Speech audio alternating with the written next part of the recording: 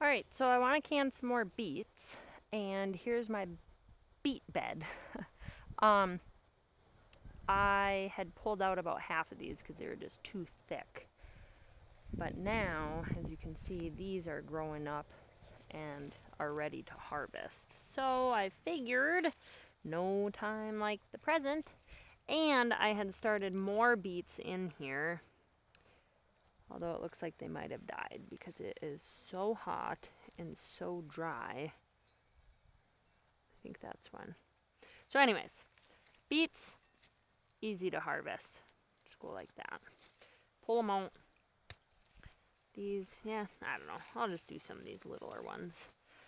My ones last time that I had harvested were pretty large, like softball size, I would say. So these are just typical, I think, Detroit Reds. I also have some golden beets planted that I'm very excited about because those, if you've never had them, I highly recommend. Big guy.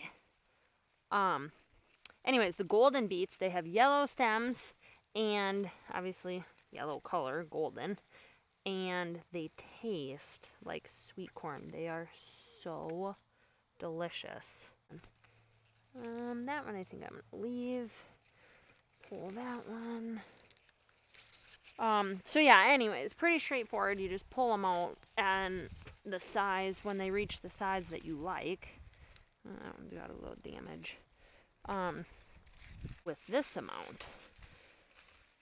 Okay, so I have them all in the house. Now I'm going to just cut these off pretty well tight here.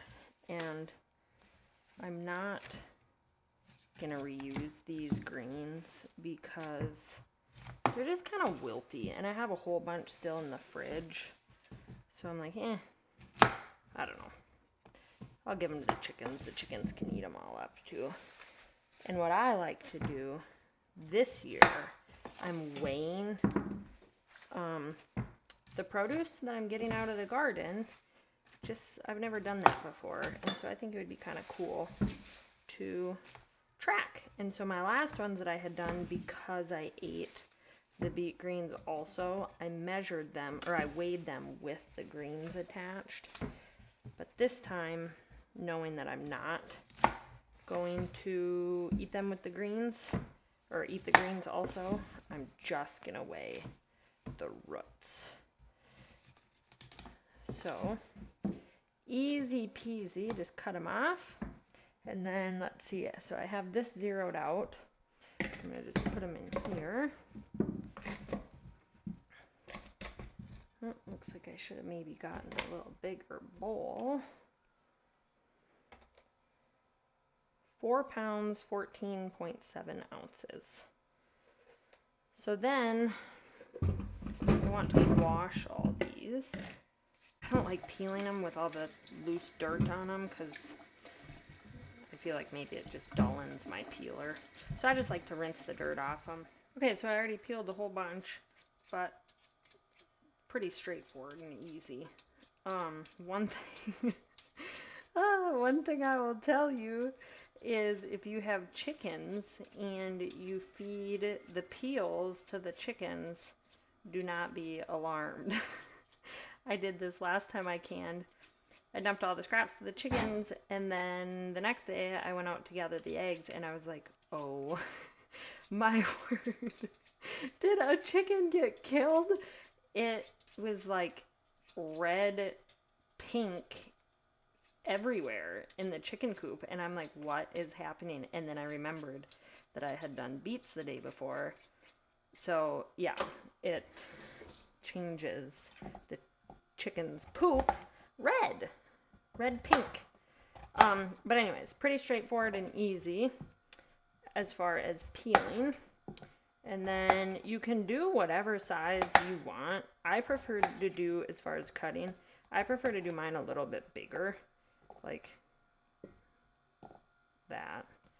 I mean, it doesn't really matter. I just feel like the bigger slices stay a little bit firmer in the canning process. So, other thing to note is if you do not want stained hands, wear gloves. But I don't really care. It will turn from pink to brown and then potentially blackish, and it will stay. I was like, why are my hands so stained? Like a week later, and then I remembered that it was all from the beets, and yeah, it's fun. So yeah, you fill your jars. You want to leave some room at the top, half inch to an inch. I'm doing quarts right now because of the last batch I had canned. I did pints, and I like to have a mix. I like to have quarts of beets for when we have company over, and then I like to have pints if it's just me and the kids, or maybe I do 2 vegetables one night. Then I like to have pints. Okay, so now your jars are filled. You're going to take 1 teaspoon. I use Mrs. Wage's pickling and canning salt. I just get this at Menards. I think it's like $2 something a bag. So you do 1 teaspoon for quarts and 1/2 teaspoon for pints. Then fill your jars. You're going to leave 1/2 inch, again, 1/2 inch to an inch. So I just basically bring it up to, you know, where the threads start. Fill it with, I just do hot water, and then you're going to wipe your rims. Make sure there's no salt residue or anything like that on it. I inspected these jars beforehand to make sure there's no cracks or anything on my rim.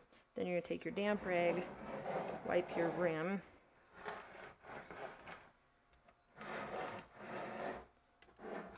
And then you're going to take your lids, and these are new ones this year. Lids. Well, that's a reused one, but it looked new. So lids, rings, and just put on finger tight,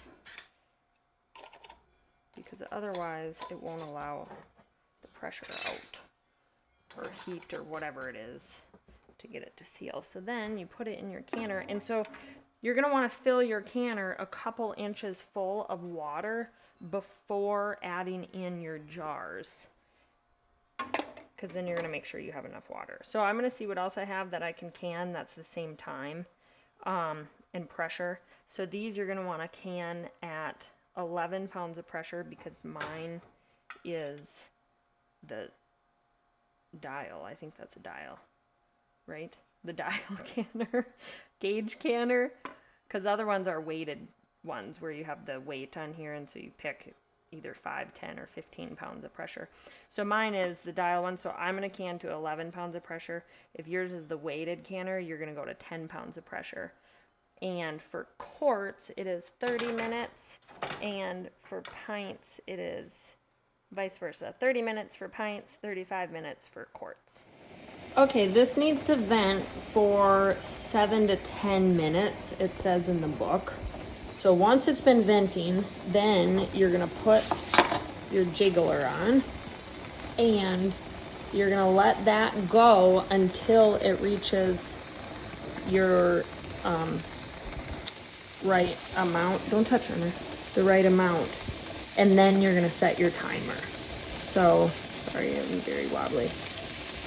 10 on mine, and then you're going to set the timer for 35 minutes. No, 11 pounds of pressure for 35 minutes for the quart.